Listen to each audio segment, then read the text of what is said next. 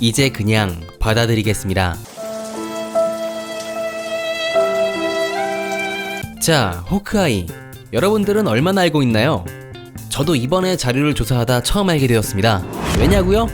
호크아이는 복장이 중요한 캐릭터가 아니잖아요. 그런 히어로 복장을 분석하고 정리한다는 게 말이 되지 않지만 저는 호크아이의 복장들을 정리하고야 말겠습니다. 자, 그 전에 여러분들의 좋아요, 구독, 알림 설정이 제가 이런 헛짓거리 저의 이러한 노력에 커다란 힘이 되기 때문에 한 번씩 클릭해 주시길 바랍니다. 자, 그러면 마블 시네마틱 유니버스에 등장한 역대 호크아이의 복장 총정리 시작합니다.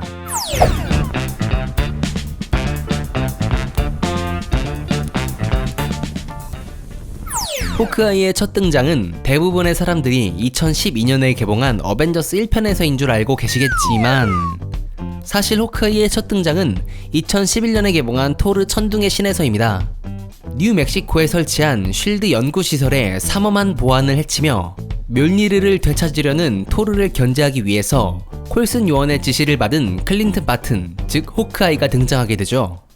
참고로 작품에서 호크아이라고 불리는 일은 없지만 무기를 고르는 장면에서 적용용 총을 고르려고 하다가 결국엔 활을 고르면서 누가 봐도 아, 호크아이구나 라고 할 수 있는 치명적인 떡밥을 남기기 때문입니다.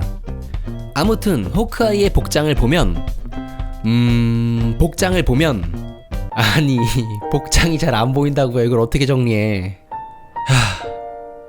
토르 천둥의 신에서 호크아이의 등장은 이 부분이 전부라서 뭐 어떻게 관찰하기 힘들지만 그래도 최대한 분석을 해보자면 원작 코믹스의 느낌이 전혀 없는 검은 색상 계열 쉴드의 전투요원 복장을 하고 있으며 특이점으로는 이때 사용하던 활의 종류로는 컴파운드 보호가 사용됩니다. 여기서 호크아이의 중요한 상징이라고 할 수 있는 것이 바로 활인데요.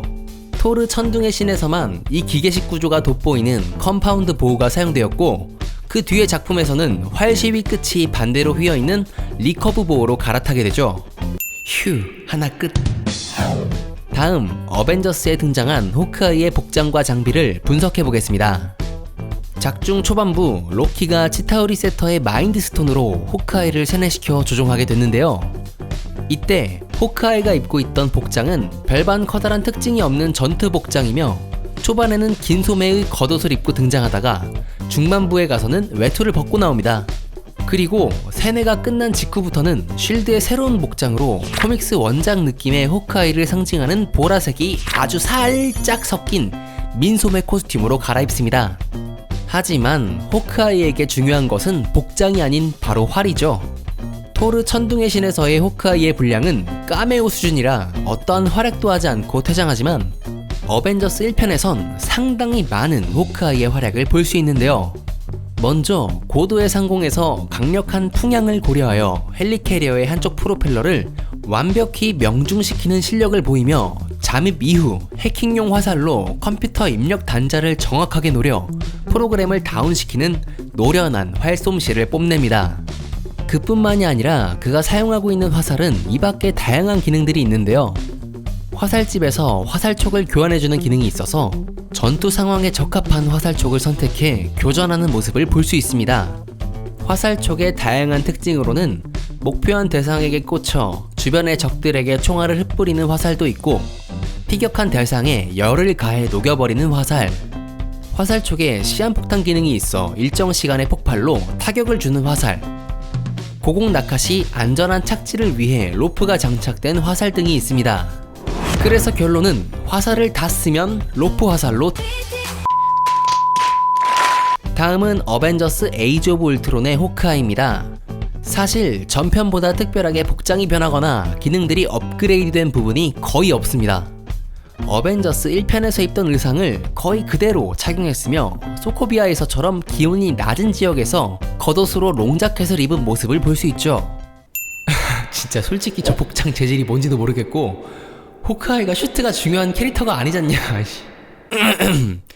그래서 다시 화살의 기능을 알아본다면 추가된 기능들이 몇 가지 존재하는데 화살촉에서 충격파가 발생하여 주변의 적들에게 데미지를 입히는 화살, 전류를 흘려보내 전기 충격을 가할 수 있는 화살, 그리고 울트론 무리와 전투를 벌일 때 유용한 멀티샷 개념의 다중 화살 기능을 살펴볼 수 있습니다.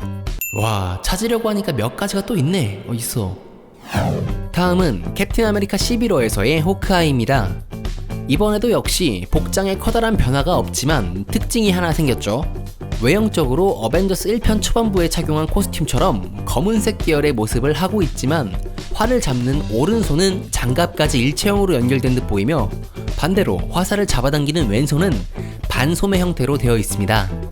즉 좌우 비대칭 짝짝이 복장이 되는 거죠. 추가된 기능으로는 화살촉이 6개로 쪼개지며 마치 호밍 미사일 형태로 폭발하는 기능과 활을 봉과 같은 형태로 만들어 근접전에서 물리적 타격을 가할 수 있는 기능이 추가되었습니다. 아, 봉하니까 비전한테 씨알도 먹히지 않고 부러져 버렸던 3단봉도 있군요. 그 다음으로는 어벤져스 엔드게임 속 호크아이입니다. 결국엔 타노스가 핑거 스냅을 시전하게 되면서 그로 인해 바튼의 가족들 또한 먼지가 되어버리는데요. 그 때문에 가족을 잃은 허탈함과 동시에 분노에 차게 되면서 살아남은 범죄 조직들의 무의미한 살생을 진행하게 됩니다.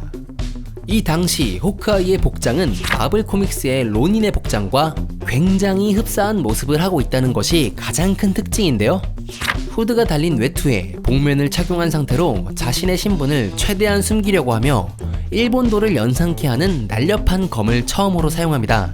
그렇지만 블랙 위도우의 설득으로 다시 어벤져스 멤버로 합류하며 후드와 복면은 벗은 채 다시 호크아이로 돌아오죠. 그런데 호크아이 옆머리가 상당히 파격적이네요.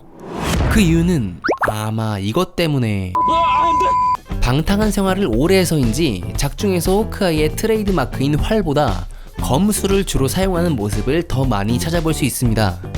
어쩌면 2대 호크아이인 케이트 비숍이 앞으로 궁수를 주력으로 사용하기에 일종의 클린트 바튼식 호크아이 궁술 은퇴를 나타낸 것일 수도 있지 않을까 하는 생각을 해보게 되네요.